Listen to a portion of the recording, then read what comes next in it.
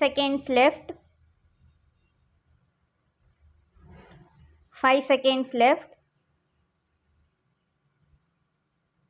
Start.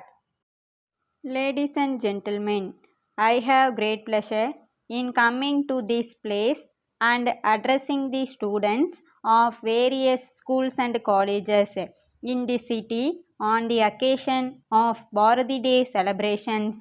I have been requested by the chairman of the reception committee not only to speak to you but also distribute prizes to those who have come out first in the various competitions including sports. It is a matter for appreciation that you have assembled here in large numbers for the purpose of listening to the speeches of distinguished leaders in different walks of life on the greatness of Bharati and the valuable message he gave us through his poems. This kind of meeting in a common place for 2 days is good because it would give you an opportunity to get together and have discussions among yourselves. I am told that this is the place where leaders of scouts and guides from different parts of the country camped for some days during the last month. On the concluding day of the conference of the leaders of scouts and guides, I had the opportunity of saying a few words. At that time, I emphasized the need for the expansion of the scout movement as it would create a sense of national unity and universal brotherhood in the minds of the young people. I am glad you have chosen the very same place for this function also. On an occasion like this, it will be useful for us to remember that Bharati desired our people to live together as brothers and sisters and cooperate among themselves not only for their own welfare but also for the progress and prosperity of the country. You will be pleased to know that Bharati loved his motherland every much and wished his countrymen to prosper, irrespective of language, religion, or caste, because he sincerely felt that all of us are children of the same mother.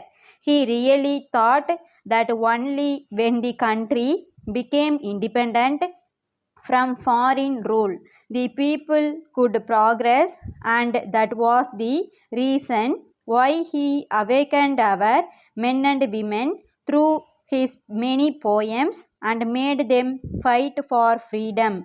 It is on account of the sacrifice made by our elders in the past we are now proud to be citizens of a free country. I would appeal to you in all earnestness to cultivate the same sense of patriotism so that there can be no room for hatred against anyone.